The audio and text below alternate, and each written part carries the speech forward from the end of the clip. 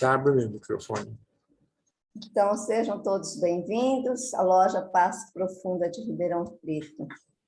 Lembrando que os objetivos da Sociedade Teosófica é formar um núcleo da fraternidade universal da humanidade, sem distinção de raça, credo, cor, casta ou sexo.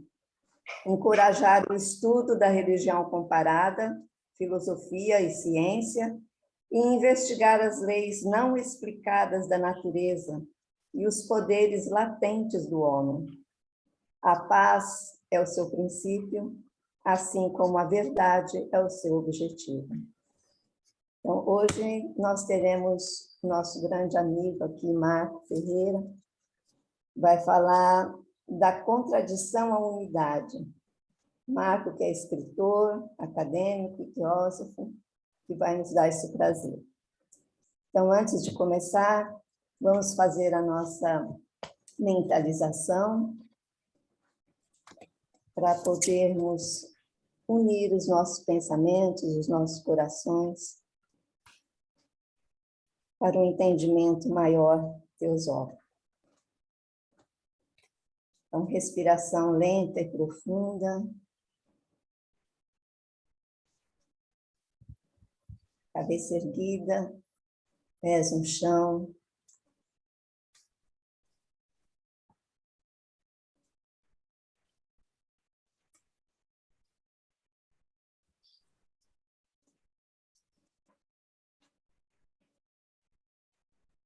Ó vida oculta que vibra em cada átomo. Ó luz oculta que brilha em cada criatura. Ó amor oculto que tudo abrange na unidade. Possa todo aquele que se sente uno contigo saber que ele é, por isso mesmo, uno com todos os outros.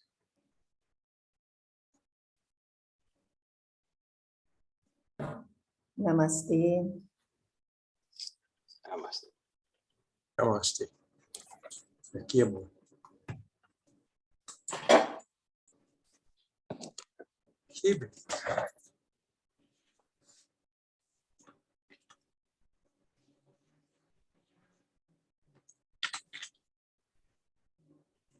Posso começar?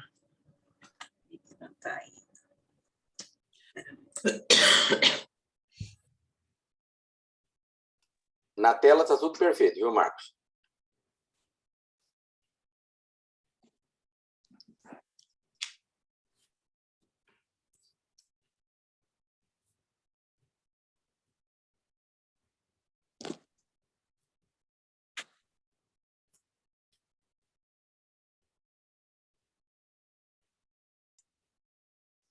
Você ficou sem som, viu, Marcos?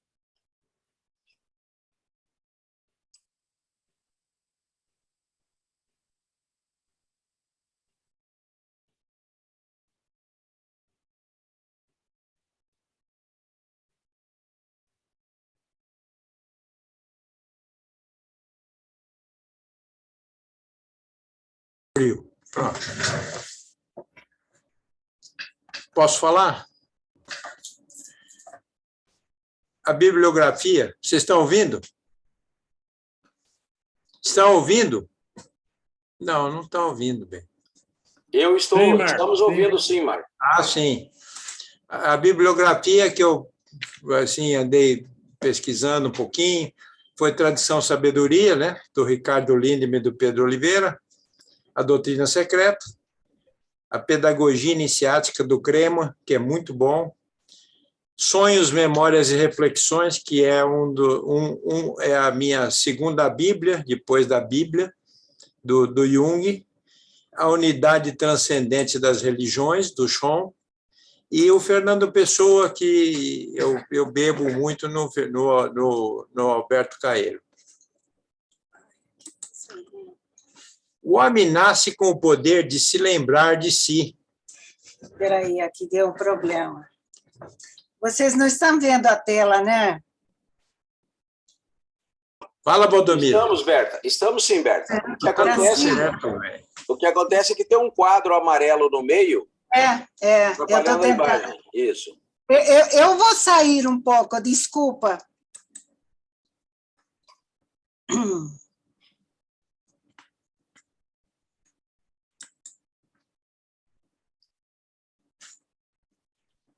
Aproveitando que a Ângela chegou aí, boa tarde, Ângela. Oi, Ângela. A Regina também chegou. Boa tarde, Regina. Regina. Obrigada. Isso. Roberta, agora está ok a tela sem aquele quadro amarelo, tá? Agora a tela está limpa agora. Agora não está querendo ir. Ai, meu Deus do céu. Agora.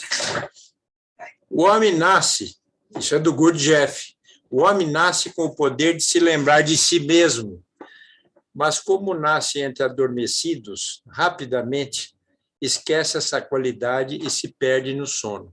Gurdjieff era o mestre iniciado na Ásia Central. Vivemos uma época em que a competição e o individualismo escondem aquilo que realmente somos. Esta é a era das desavenças, conhecidas como Kali Yuga no hinduísmo. Vocês veem o paralelismo entre as tradições e a psicologia.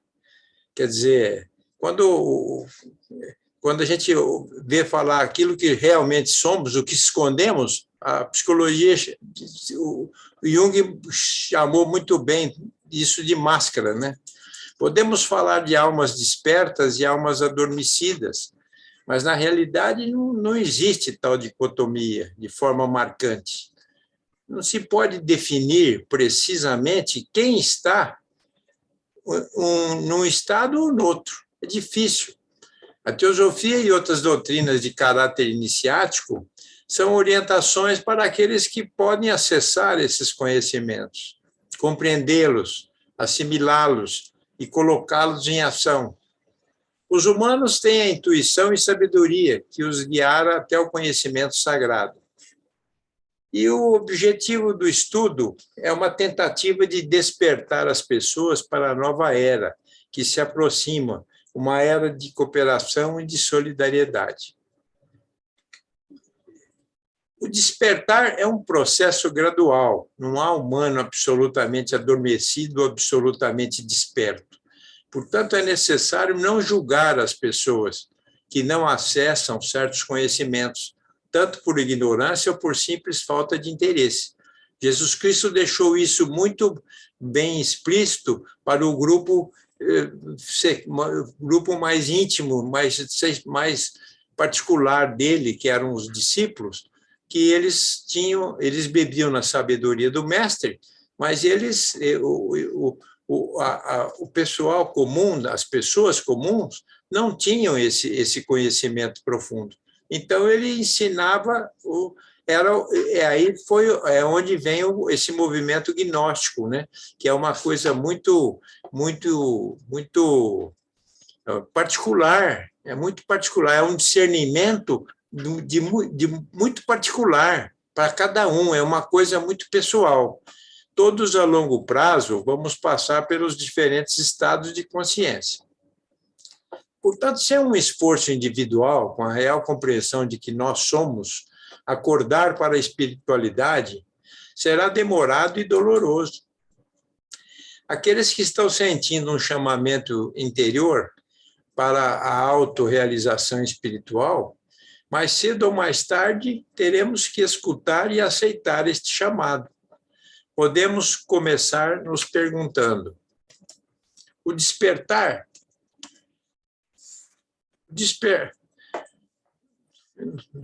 O que é contradição? É o oposto que nos habita, e quando não detectada, camufla-se. Jung batizou essa força que se esconde no corpo de sombra. Somente quando estamos conscientes das forças que operam abertamente na superfície, mas também das causas sutis dos pensamentos e sentimentos, poderemos nos elevar acima dos opostos, responsáveis pelo conflito e pela mente dividida. Esse é o Sri Ram, que foi o 5º presidente da Sociedade Teosófica e pai da Radha Bunier. Todo mundo tem sombra. Vocês veem que termo bem punhado, bem discernido pelo terapeuta de Viena, né? Conhecer e integrar nossa sombra é uma forma de ancorar mais paz e empatia.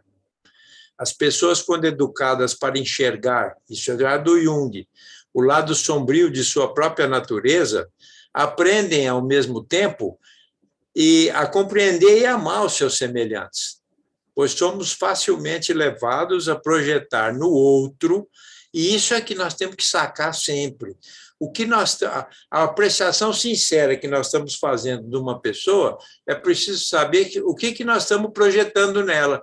Se nós estamos idealizando aquela pessoa ou se nós estamos crucificando aquela pessoa, projetando um mal-estar interno nela. Isso é muito importante, porque a nossa vida, do despertar, do amanhecer até a gente ir dormir, nós vivemos sempre esse jogo de projeção e sombra. Projeção e sombra. No século XX, chamado século das luzes, o homem inventou a penicilina, descobriu a vacina contra a poliomielite, pisou na Lua, conseguiu dividir um átomo, fez muitas descobertas biológicas em laboratório. E o que ele fez? Ele pegou a energia nuclear e fez 2 bombas atômicas, matando centenas de milhares de pessoas em Nagasaki e Hiroshima. Outras guerras também, que foram a guerra do Vietnã, a guerra da Coreia, quer dizer, no Camboja. A contradição humana é um fato. A separatividade, o desejo de poder, o apego à matéria, o ego no comando. O homem é um ser torturado, vivendo sob os ditames de um ego pequeno, com centenas de vozes internas ditando comportamentos, os mais absurdos, no meio de uma capacidade inventiva extraordinária. E o bruxo do Cosme Velho fala: que queres tu? É a eterna contradição humana. O ser humano precisa admitir a contradição que o habita, o paradoxo em si que fere a sua imagem idealizada. Vocês estão vendo aí um homem acariciando um gatinho e, ao lado, ele vai comer uma ave, vai matar um porco, vai comer o boi, o cavalo, fazendo salsicha com carne de cavalo. Quer dizer, nós somos, para camuflar e proteger a nossa personalidade, nós somos aquilo que achamos que somos, né? Criamos uma máscara para esconder as negatividades da nossa natureza interior. Sem identificar e aceitar a nossa sombra, o trabalho de autotransformação não pode atingir a raiz do problema. Filosoficamente falando, dentro de nós, existe a percepção da contradição. O nosso ser assente. As 2 vozes dentro de nós, muitas vezes contraditórias. São Paulo conhecia bem essa contradição interna, quando ele afirmava o bem que eu quero e que desejo, esse não faço, mas o mal que não quero fazer, esse continuo fazendo. A teosofia confirma a contradição do homem quando vivemos a aventura do ego pequeno, isto é, só a matéria. É importante isso ficar. Isso é importante a gente ter essa ideia para não crucificarmos a matéria como se fosse uma coisa gravíssima. O ego é grave na medida em que ele toma consciência dessa matéria, na medida em que ele aformoseia essa matéria. E quando conseguimos ultrapassar esses limites desse ego, essa metanoia acontece, que seria a experiência de pico do Maslow, a experiência do Nirvana, a experiência da graça do Cristo, do cristianismo, né? Então, só nesse momento, o homem sente a unidade de si e de todas as coisas. Entretanto, nós sabemos que a falsidade da máscara não é uma decisão consciente do indivíduo. A máscara é um condicionamento arquivado, né, nas profundezas, no inconsciente. Ela vem à tona como uma reação a certas situações. E, às vezes, o indivíduo nem suspeita, aquilo está muito bem guardado, está muito bem trancado numa série de porões inconscientes. Então, antes que o indivíduo se dê conta, já falou, já agiu, já ofendeu, e a inconsciência humana reage usando desses artifícios. Não interessa para ela abrir mão para a razão. Por isso, as máscaras, o que a psicologia chama de sombra, faz parte do nosso avesso. Essa é uma das principais razões que o indivíduo precisa ter muita coragem, humildade e trabalho para identificar sua máscara. Compreender que a projeção que oferece é efêmera. Gente, e isso é importante. A proteção que oferece é efêmera e implica em altos custos para a saúde emocional e espiritual e que deve ser retirada para que o indivíduo possa participar da vida de forma saudável, responsável e desperta. Então, você não acha que, muitas vezes, nós não nos damos conta que estamos vivenciando uma máscara e ainda não conseguimos tirá-la. O que é, bebê? O que é, bebê? Não, foi caro. Oi. Desculpa.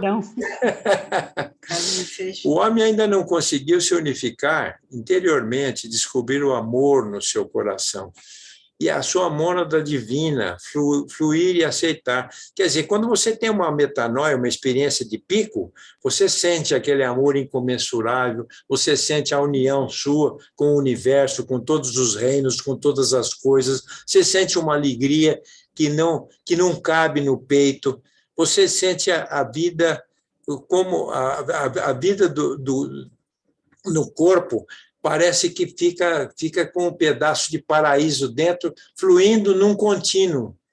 E aí, quando aquilo vai embora, nós voltamos naquela mesmice. É como se a angústia e o aprisionamento da sua alma não encontrasse paz, coerência da unidade, a transformação plena da sua vida. Vivemos num mundo onde a separatividade e o medo foram sempre incentivados. Aprendemos desde criança a competir ao invés de colaborar. Você tem que ser melhor que o filho do seu vizinho. Você tem que ser o primeiro na escola. Você tem que passar nos primeiros lugares na universidade. Quer dizer, nós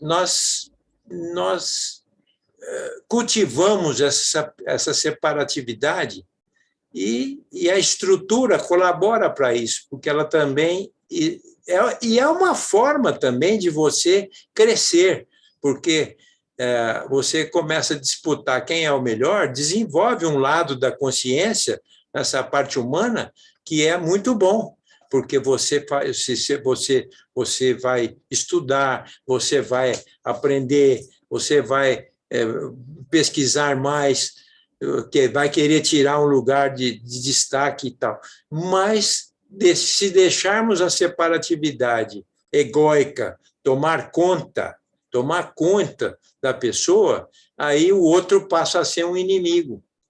E isso aí é sério, porque nos diminui, nos despotencializa e nos deixa muito mais egóicos.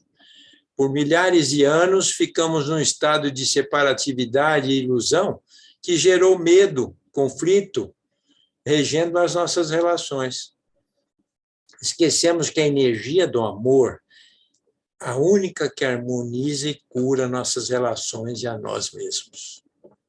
Amor, uns pensam que essa energia sutil vem da alma, outros acham que se origina no cérebro. Para outros, é uma sensação maravilhosa que vem das endorfinas, da sexualidade.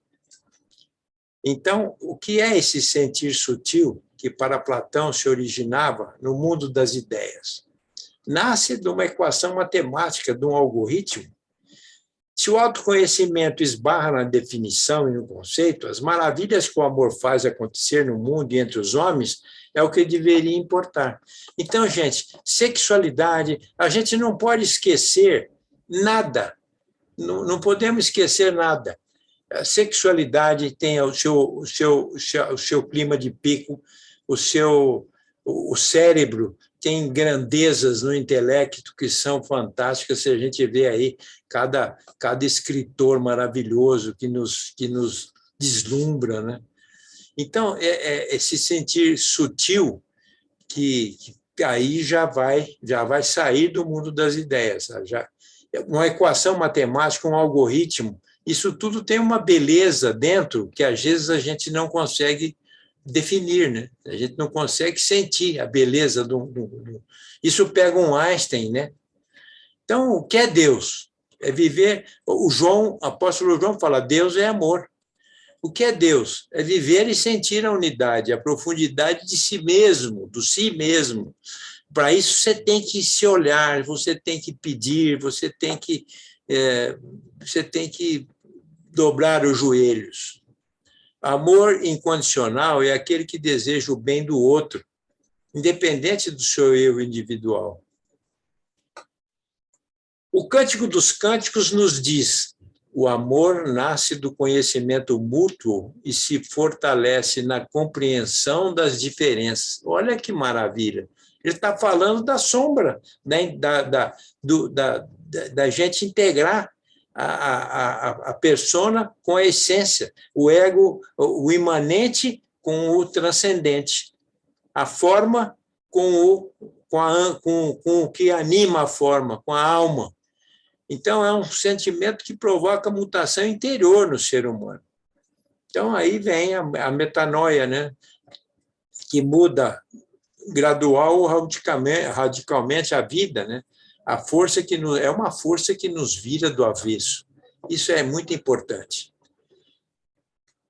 O homem, embora enclausure e não perceba o ser divino que o habita, seu eu imanente, o self verdadeiro dentro de si, é dessa força maior, através dos seus pensamentos e atos, que ele recebe a vontade para que o encontro com si mesmo se dê dentro dele. Sabemos que o propósito do ego não tem conexão com o propósito da alma. É quando surgem as perguntas, se inicia a revolução da consciência, que redireciona a vida. Geralmente tentamos descobrir nas religiões e filosofias a pílula milagrosa que trará serenidade e alegria. Cada povo tem seus arquétipos, suas tradições e doutrinas religiosas. E quero frisar bem, cada uma delas contém a verdade inteira. Cada povo, cada tradição contém uma verdade última que é comum de todas. Por isso que o Sean fala da unidade transcendente das religiões. E a gente pode perguntar, quem irá direcionar o caminho que você deverá seguir após investigar as tradições de diversas filosofias? Vários fatores podem dar pistas que algo dentro de si está mudando. E muda de uma forma diferente para o outro, que às vezes acompanha a sua mudança e quer interpretar a sua mudança. Mas quem sabe mesmo da sua mudança é a sua cabala mística, é a sua investigação interna. Às vezes, uma religião que toca a fundo, um amor, um desastre, um sonho, uma experiência de quase morte, uma EQM, né? A teosofia, assim como outras tradições, nos ensina que todo ser humano possui 7 corpos, 3 deles imortais e divinos, nossa tríade divina. Manas, sede de pensamento elevados. Budi, nossa intuição amorosa. E Atma, o espírito, a chispa divina que compartilhamos com todos, que é a força maior, né? É aquela que o Satã ficou encabulado com a força do pai dele, do Atma, e ficou nela só, e não abriu mais para o amor e não abriu mais para a inteligência abstrata, ficou no pensamento inferior. 4 corpos mortais que formam o nosso quaternário e correspondem à nossa personalidade. Aí por aí vocês vão ver que o triângulo está dentro do quadrado, que é a parte divina dentro de nós, é a parte sagrada dentro de nós. E nós temos que descobri-la Porque enquanto não descobrimos, vamos ficar só no quaternio. Nós ficamos absolutamente escravos só do quaternário, achando que é só isso que existe no mundo, na vida, nas coisas, no não ser, no espaço, no espaço. Quer dizer, nós só sabemos aquilo que nós podemos tocar, sentir com os nossos, com o tato, com os nossos 5 sentidos, tocar, sentir com os nossos 5 sentidos. Então, a realidade para nós é só essa, e não é. Esses 4 corpos formam a persona. E durante milênios vêm evoluindo, submergidos na matéria, ora buscando na magia e no psiquismo. Se Deus quis assim fazer a matéria, ele está nessa matéria. E ele quer que nós o descobramos. Ele quer que nós o achemos. E o João já tinha a fórmula dele, Deus é amor. E ele estava certo. No psiquismo, na magia do psiquismo, ora buscando nas paixões e toda sorte de experiência na Babel humana. Quer dizer, e importante também essa Babel humana, gente, porque se nós não compreendemos bem a carne, todos os processos e os complexos que a gente pode conseguir ao compreender a carne, ao compreender o corpo, ao compreender os nossos chakras, vamos dizer na linguagem hindu, ao compreender a nossa cabala, a nossa árvore da vida, segundo a cabala mística, é importante. Por isso que o corpo é importante. E é por isso que a Bíblia fala, o teu corpo é o templo do Espírito Santo. Assim fomos esquecendo e escondemos cada vez mais a parte divina em nós e de nós mesmos, quem somos. Quanto mais o nosso olhar procura o tangível, o tocável, a energia condensada, mais essa materialidade possui o ser humano. Acabei de falar, não é de todo ruim, ela é importantíssima, que acaba ignorando as outras 3 partes. Mas a tendência dela é ter um egoísmo muito aflorado, que quer pedir só para si e ignorar as outras 3 partes que nos habitam, que são as partes espirituais, né? Intangíveis que nos habitam, mas que nós não somos por elas ignorados. A vontade, o amor e a sabedoria mesclam-se e despertam-nos o desejo de uma transformação total. O que é espiritualidade? Para mim, é um estado íntimo, percepção, um olhar sobre minha natureza que clarifica e percebe a minha imperfeição e conhece meu estado de miserabilidade, os descaminhos que me habitam, as forças contraditórias que se digladiam nas entranhas e no pensamento. É aquela percepção que revela as brigas internas entre o que queima como um fogo, sinto, penso e faço, e a vontade de mudar se fortalece. E aí eu descubro nessa minha autoinvestigação a minha sombra, eu descubro muitas máscaras, eu descubro muita bondade em mim que não existe, existe apenas no faz de conta, existe apenas para aparecer, existe apenas para puxar o saco de uma pessoa, existe apenas, não sou, e me habita, faz parte da minha sombra. E isso é importante a gente fazer, esse exercício de autoconhecimento, que eu não estou fazendo não estou fazendo nenhuma propaganda por publicidade, mas as minhas caraminholas, eu procuro sempre, em vez de eu ficar apontando o dedo para o outro, eu tenho que me virar do avesso. Se servir para alguém, é ótimo, eu prestei um serviço. Outro dia até brinquei com a Berta, falei, olha, estou fazendo um serviço de voluntariado de público. De onde vem essa percepção, essa gnose, esse conhecimento de que existe essa contradição e, ao mesmo tempo, uma pitada de unidade? Quer dizer, quando a gente se investiga, a gente descobre essa contradição na maior parte das nossas horas do dia, da vida da gente, mas nós temos umas pitadas de unidade que fazem a diferença. E aí mostram que nós temos ainda essa tríade divina que está dentro, que pertence a essa unidade, que são essa unidade e que estão dentro do nosso quaternário, que nos habita, que conduz a uma busca melhor para burilar essa síntese e alcançar um equilíbrio emocional. A ânima anima a matéria e depois a transforma. Tudo acaba? Mitos e arquétipos de cada povo sugerem, encontram a divindade dentro de cada homem. A teosofia, através do estudo de religiões comparadas, ensina que todos esses caminhos vão fortalecendo a vontade humana de avançar até encontrar a que nos faz ser melhores. Vocês veem que ela não invalida nenhum caminho. Ela respeita o espírita, ela respeita o muçulmano, ela respeita todos os budistas, ela respeita o cristão, o gnóstico.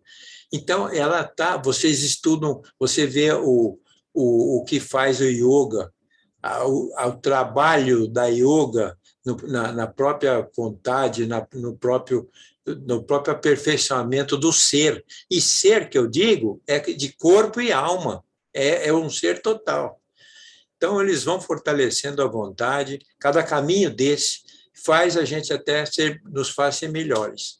A busca é pessoal até encontrar o si mesmo. Não há manuais de instrução prontos.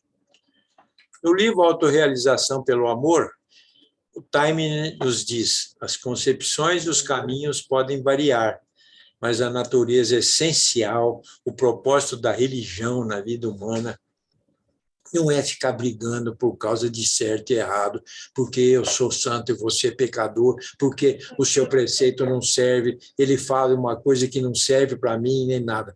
Quer dizer, lembrando que a realidade referida como Deus já está prestes, já está presente no coração de cada ser humano. Aqui.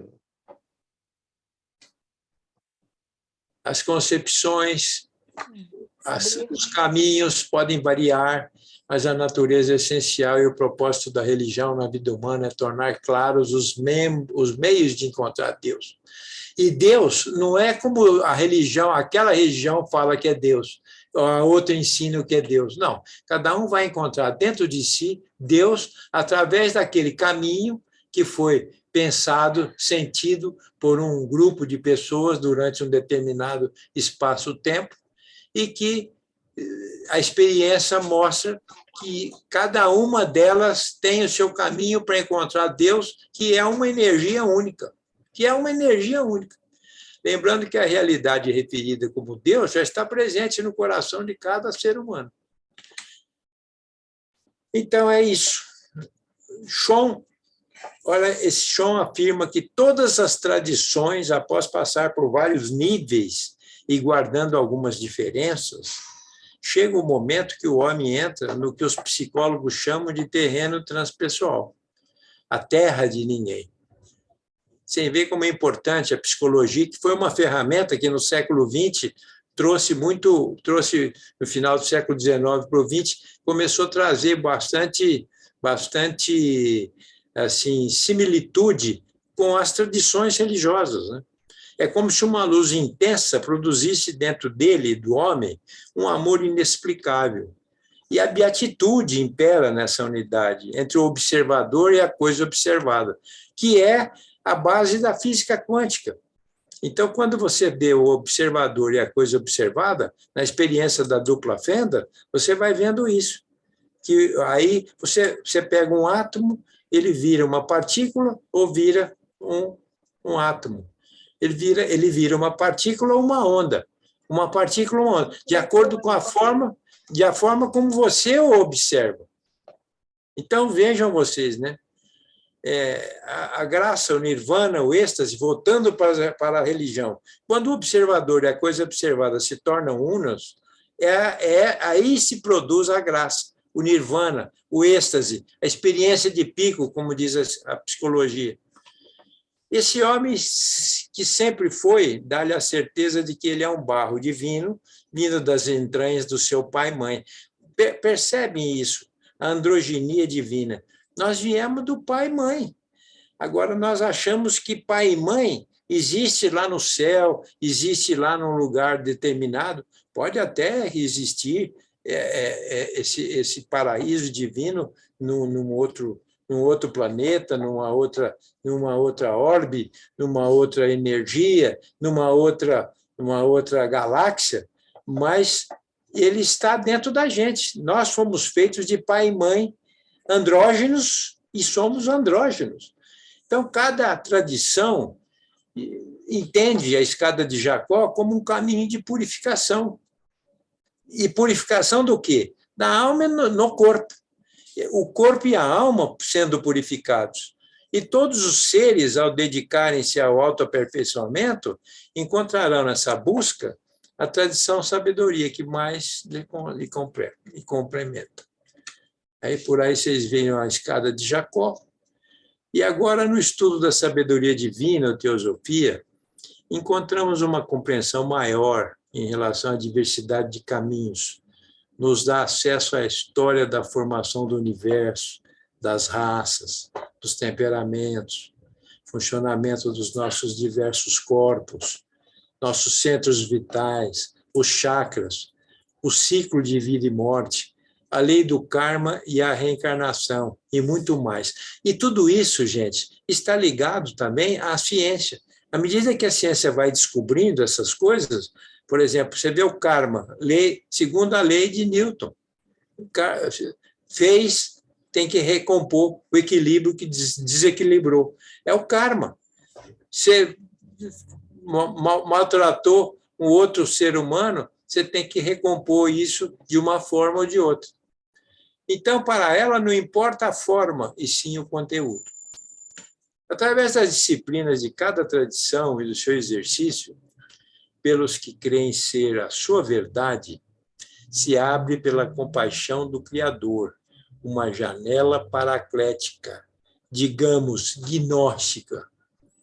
Isso daí é importantíssimo a gente saber, para não ficar repetindo, ser um especialista em decoreba de tradição, em decoreba da tradição que um avatar trouxe, e a pessoa fica decorando aquilo como se aquilo já fosse ela.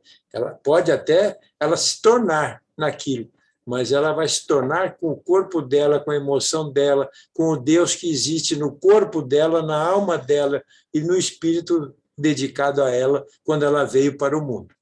Está além da tradição que professa. A pessoa é possuída por um conhecimento que extrapola o intelecto, ancorado no pensamento inferior. Vocês estão percebendo? Extrapola o intelecto ancorado no pensamento interior. E, às vezes, a gente pega esse intelecto e a gente acha que é a nossa consciência total. Mas não é. Vocês têm muito mais dentro da consciência de vocês. Habita um divino dentro dessa consciência. Habita uma alma dentro dessa consciência. Habita um espírito nessa consciência. E habita um intelecto importantíssimo, que quando ele está no plano interior, é o plano abstrato e mais inteligente. É o plano de um Platão, é o plano dos filósofos. Então, usam o plano dos grandes escritores e mesmo dos pequenos. Quando você tem aquele lampejo que você escreve uma frase, você está sendo dirigida por uma força maior, que faz parte de você e, ao mesmo tempo, está se manifestando através do escrito seu. Esses estados levam o ser humano a ajustar sua conduta e traz para ele, em alguns momentos, uma alegria interna sem precedentes. Desperta uma vontade incansável de identificação com o sagrado. Cada homem ou mulher sente e atua do seu jeito. Isso é importante a gente respeitar, tanto a gente ter a autoestima com o jeito da gente, como a gente respeitar o jeito do outro. É uma condição pessoal. E às vezes, nós somos mestres em fofocas, né? E mestres em falar, eu fui muito feliz, mas o outro, poxa, ele não foi muito feliz e tal. E a gente fica, às vezes, horas e horas se desgastando as relações humanas e jogando uma energia desequilibrada no meio ambiente, no ambiente de ressonância de energia. Se a gente soubesse o que é o pensamento mal formulado, cria de energia nessa sopa cósmica, nesse campo quântico. Cria. Cada homem ou mulher sente e atua do seu jeito. É uma condição pessoal. Não existem cartilhas e manuais para a espiritualidade. Apenas meditação, oração, disciplina.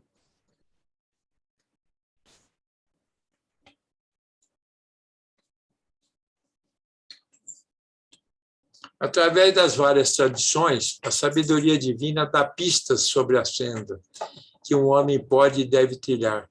Mas isso é mapa. Nós somos muito a nossa vida, o que nós colecionamos de mapa para mapear todos os nossos roteiros, isso é importante. É importante, inclusive, para nós vivermos com o outro, com as relações sociais. Nós temos que ter muitos mapas, mas entender e compreender que o mapa não é o território. Território somos nós mesmos, conosco mesmos. É o si mesmo da gente, com o buscar da espiritualidade e o desejo firme de se aprimorar. Quando a força age dentro do coração de cada homem, ela só considera a sua imanência. Ao aprofundar os estudos, lampejos interiores,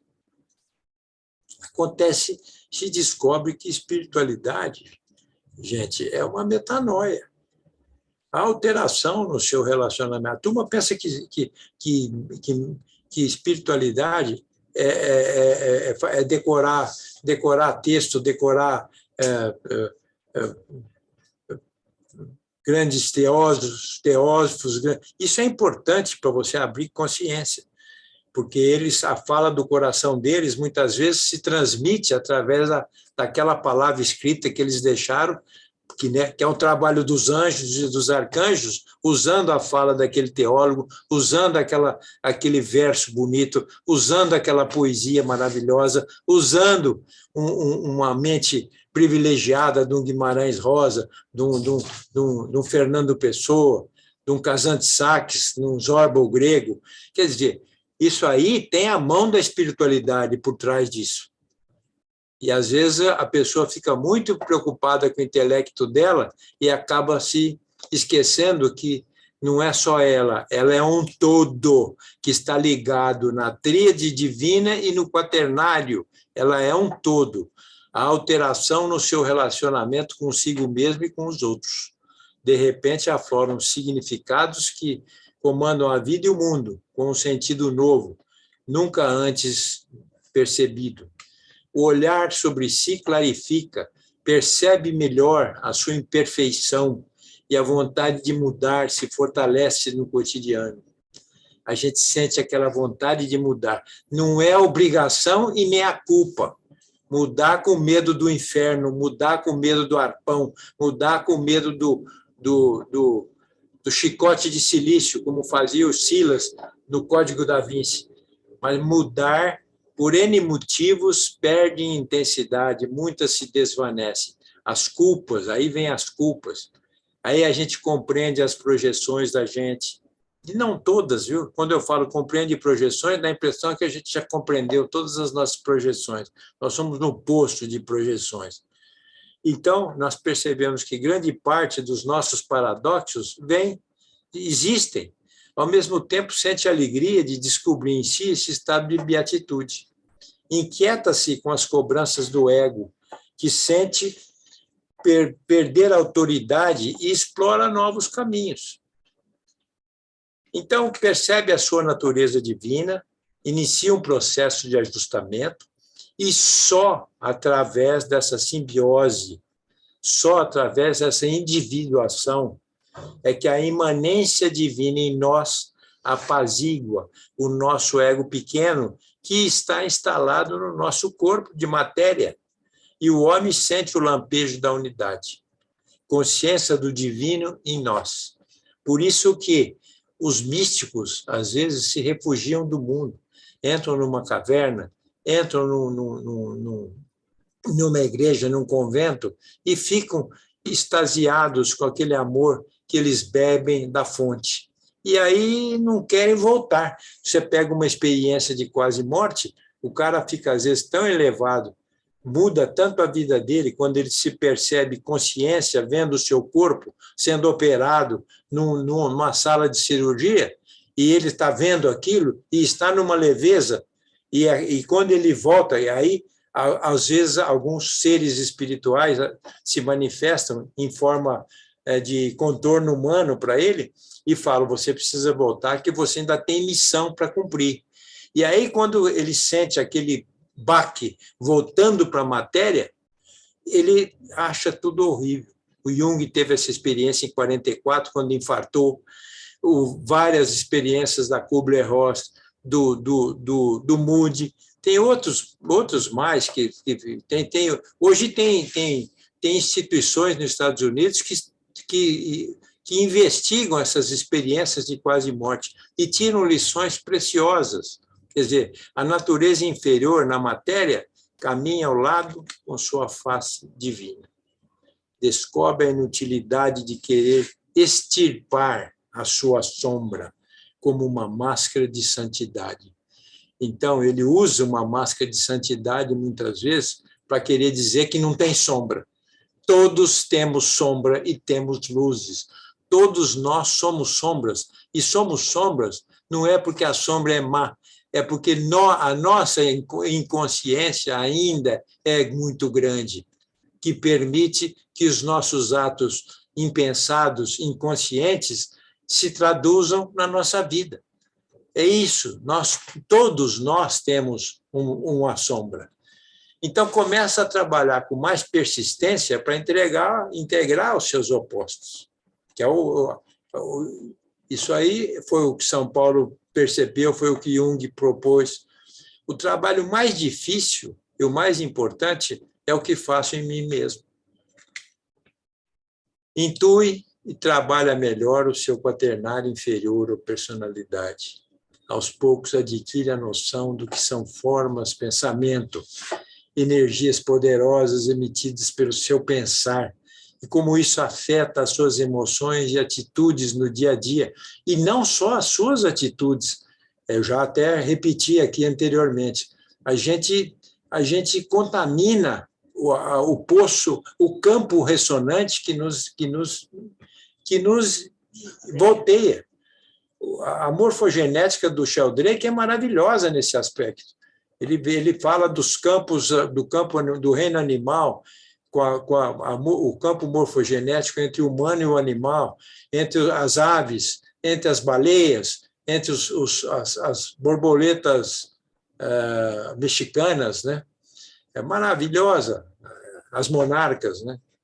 A intensidade da espiritualidade depende muito do ajustamento desses dois corpos, astral e mental. E eu diria o etérico e o físico, que fazem parte da nossa natureza como matéria. Tomar consciência e aceitar a integração dos opostos da nossa natureza encarnada, iniciamos um processo de retomada do si mesmo. É aí que vem o lampejo. Clareia o sentido de provisoriedade. E quanto mais você limpa, quanto mais você descobre que você projeta muito, que você tem um lado que não é tão santo quanto você achou que era, o agora torna-se mais precioso, porque você vai fazendo esse detox interno, em que você vai escolhendo formas de lidar com o seu corpo, que te desintoxicam, formas de lidar com a sua alma, formas de lidar com a sua espiritualidade. Senão, se você não desintoxica, e isso está tudo imbricado. O agora torna-se mais precioso, focado no estar presente. Passamos a compreender a importância das ações e a responsabilizar-nos por elas, sem muita cobrança. Às vezes você faz uma boa ação não tem o custo-benefício que vai na frente. Nós precisamos fazer um trabalho muito sério dentro de cada um. O que é custo-benefício, o que é uma reação, uma ação feita pela alma, pela vontade amadurecida de estar fazendo um bem, sem esperar o troco. E isso é difícil, gente. Nós todos esperamos o troco. É sempre um jogo de interesse, é aquela lei de Gerson, é a lei Sarney, é dando que se recebe. Então, é muito difícil, né? E a gente tem que... Não cai nada do céu.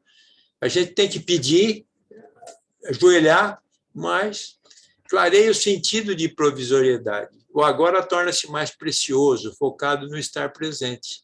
Passamos a compreender a importância das ações e a responsabilizar-nos por elas, sem muita cobrança. É difícil, viu? Compreendemos que a transformação do outro e do meio ambiente começa a partir de nós mesmos. Aos poucos, vislumbramos com inefabilidade o portal da unidade, a fonte maior e única do universo. Coisa que os místicos ficam lá horas, dias, implantados nesse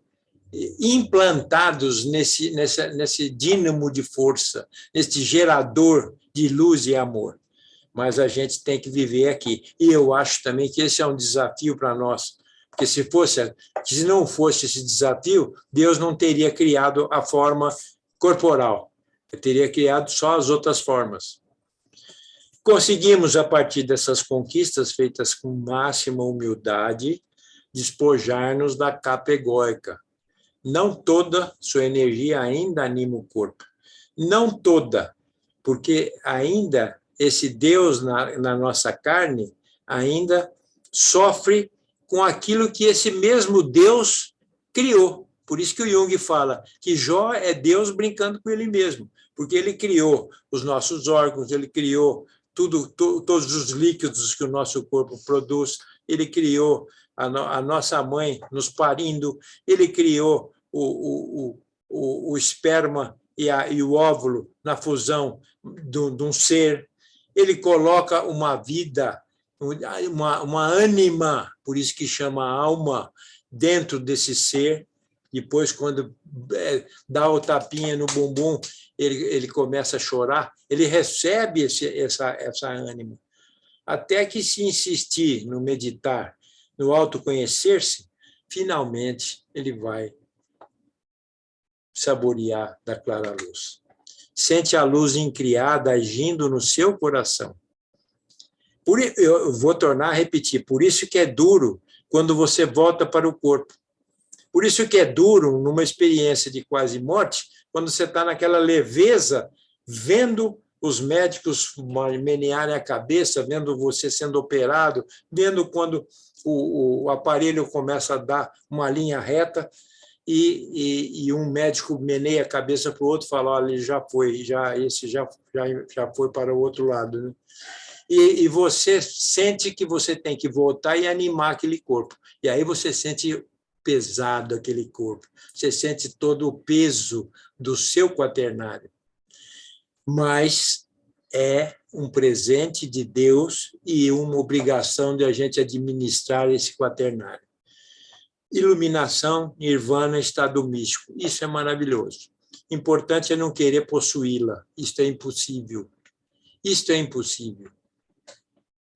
Que foi o erro do Satã, querer possuir tudo aquilo que o pai dele tinha. E aí foi-lhe trancado esse primeiro princípio, e o segundo. E ele ficou no reino sidérico. Ele acabou infectando todos os planetas, os asteroides, as outras coisas. E Deus continua mantendo tudo aquilo que ele criou, e a ciência vem confirmando, desdizendo, cada 10 anos confirma, e a gente vai crescendo a nossa consciência. Orar para que esse poder amoroso, esse amor incondicional, ocupe o nosso coração. Gente, se não for isso, não adianta. Nós não saímos do lugar. nós só fingimos, nós somos espectros de seres humanos. Os filmes americanos, quando lançaram os zumbis, nós somos zumbis achando que somos o máximo das criaturas que foram criadas no universo. Lembrando que nunca saiu, e o amor nunca saiu. Ele foi o véu que o ego tenta ocultar, porque ele aformoseia o corpo. Namastê. E não sei se fui claro em muita coisa, mas vamos trocar figurinha e a gente procura ouvir a opinião de vocês e gostaria muito de que vocês participassem desse nosso bate-bola, né? Fazer um bate-bola aí.